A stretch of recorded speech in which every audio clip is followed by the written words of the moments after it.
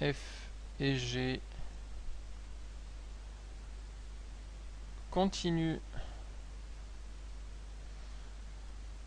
Alors pour faciliter, je vais parler de continu sur l'intervalle a, b. Alors si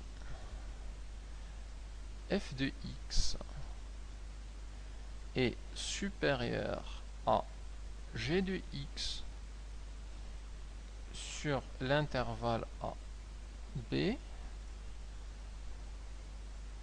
alors on peut appliquer l'intégrale à droite et à gauche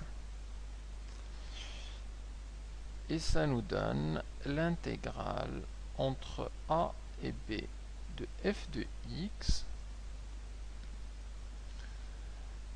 dx supérieur à l'intégrale entre a et b de g de x dx. Donc en gros, si une fonction est supérieure à une autre fonction sur un intervalle, alors l'intégrale de la première est supérieure à l'intégrale de la deuxième. Donc cette propriété est valable aussi pour trois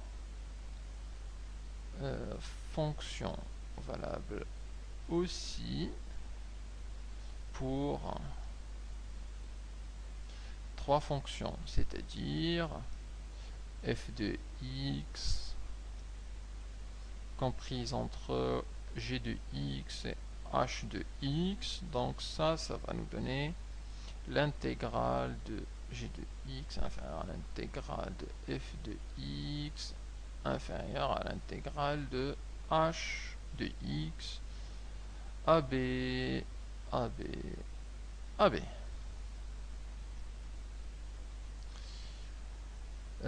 On peut aussi parler d'un cas particulier de cette propriété qu'on utilise, c'est lorsqu'une fonction est positive. Alors si f de x, j'appellerai ça un cas particulier,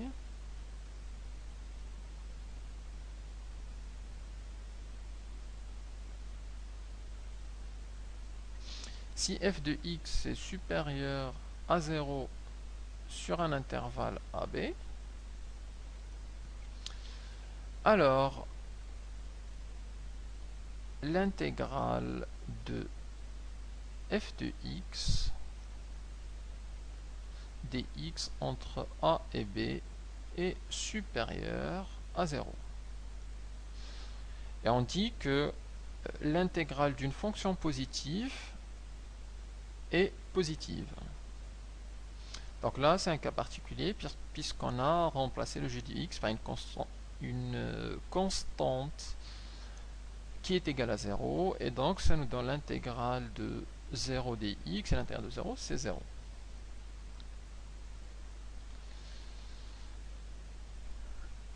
Continuons avec la valeur moyenne d'une fonction. Alors, valeur moyenne d'une fonction.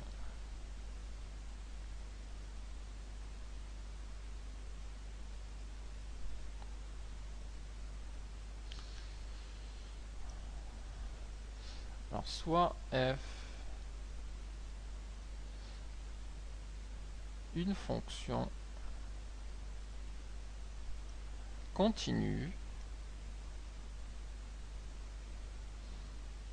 sur l'intervalle AB. Alors on appelle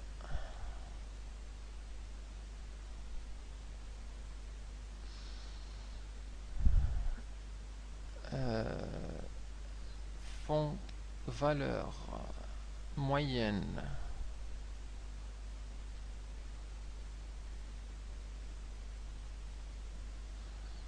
de f sur l'intervalle AB, la valeur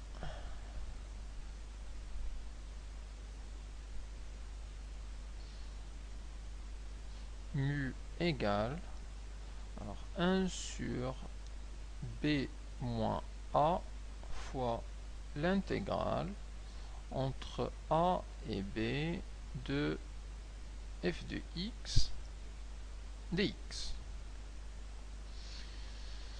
Donc on a f est une fonction continue sur cet intervalle. On peut parler de la valeur moyenne de cette fonction sur cet intervalle-là et la calculer sous forme d'intégrale. Un petit exemple.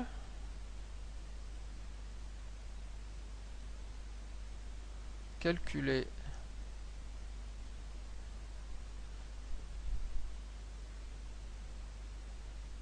la valeur moyenne de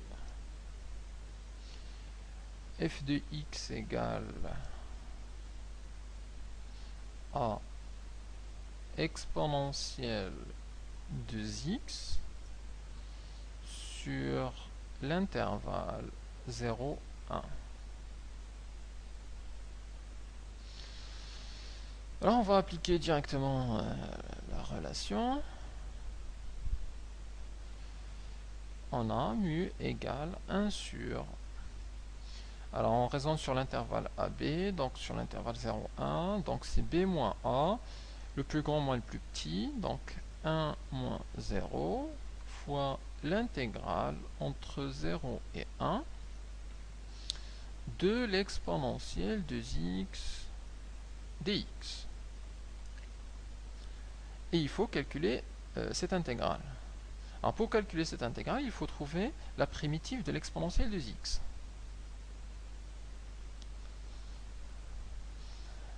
Donc l'exponentielle de x, on cherche sa primitive.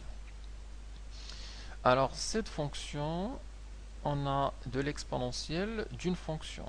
Donc en fait, on va utiliser la relation du u' exponentielle de u.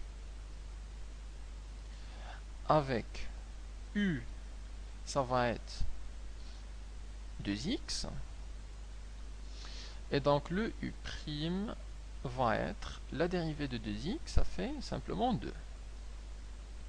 Alors, une fois qu'on a fait ce calcul, on se rend compte que dans la fonction considérée, on a l'exponentielle u, ça c'est bon, mais par contre, le u', qui est le 2, n'y est pas. Alors qu'est-ce qu'on fait dans ce cas-là? En fait, on multiplie et on divise par le nombre qui nous manque. Et ce qu'on fait, c'est que on va multiplier en fait, alors je vais le faire pour f de x,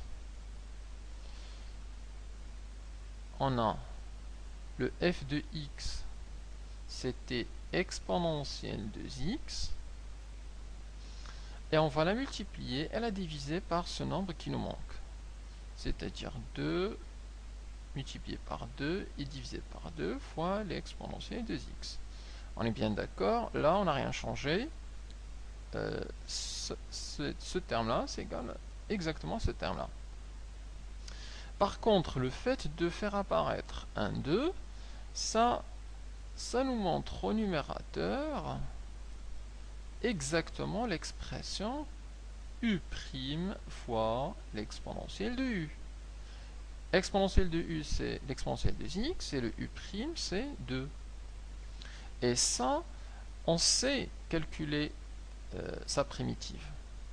La primitive de l'u' exponentielle u, sa primitive, c'est exponentielle u. Alors, donc pour calculer la primitive de f de x, on se retrouve avec le 1/2 qui est resté. Alors, il ne va pas partir, il est toujours là. Donc, grand f de x, la primitive, ça va donner ce 1/2. multiplié par la primitive de 2 exponentielle de x qui va être simplement l'exponentielle de 2x. Et ça va donner l'exponentielle de 2x.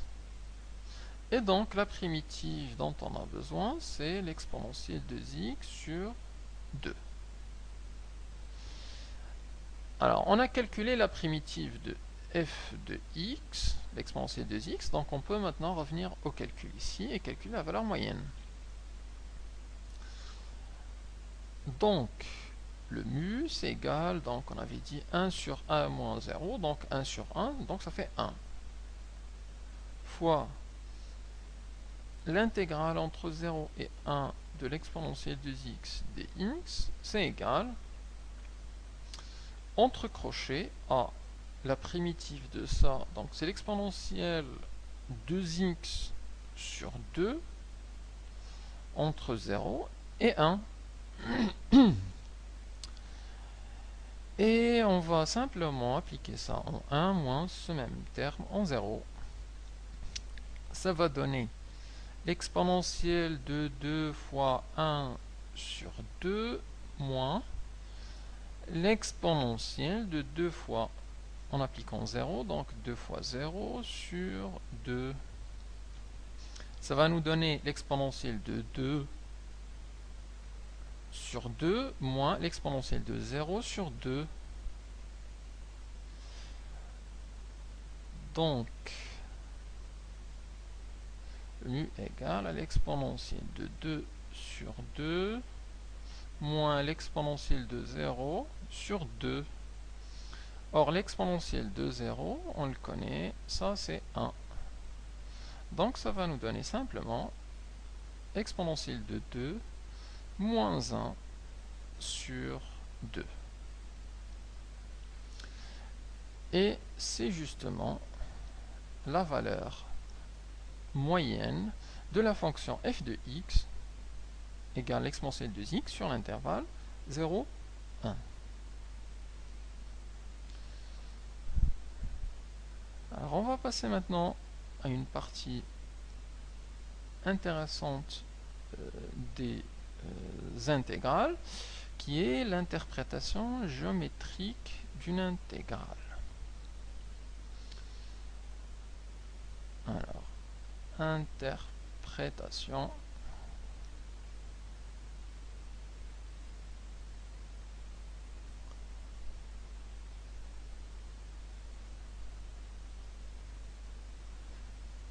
géométrique.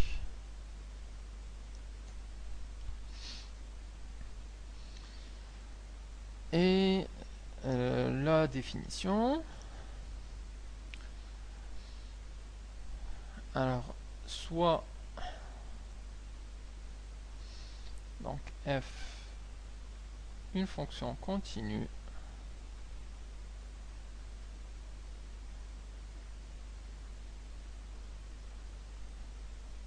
sur un intervalle i et a et b des éléments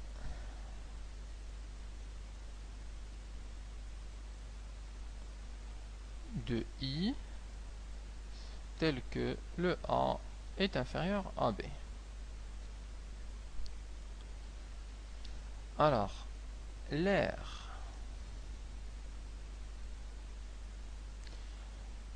du domaine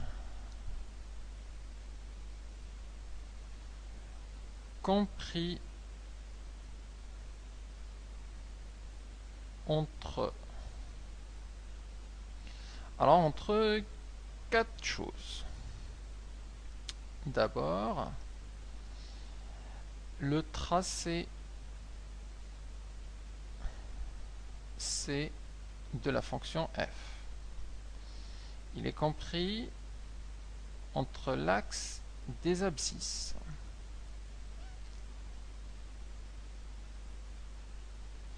Il est compris entre la droite x égale à a et finalement de la droite